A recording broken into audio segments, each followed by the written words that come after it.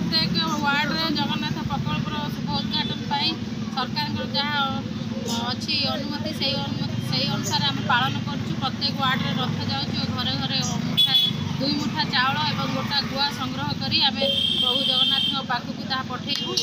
प्रत्येक वार्ड रे आम धामनगर एक भाईचारा सहर ये हिंदू मुस्लिम समस्ते ये प्रोग्राम रे समस्ते सामिल हुई एकजुट हो आम यहाँ आगे चलती।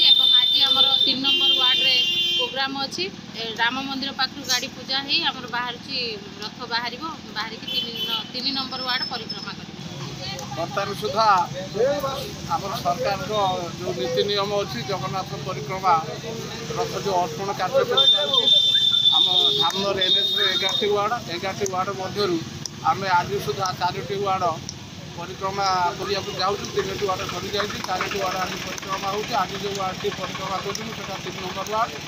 3 नंबर वार्ड बर्तमान आम राम मंदिर पाखर पूजा सारिक आगू बढ़ुचु।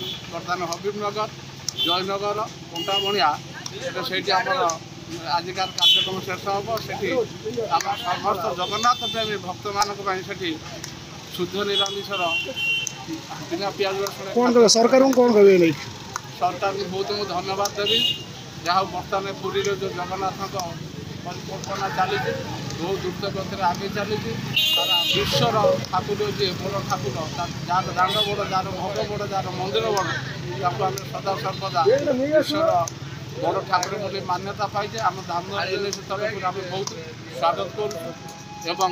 आम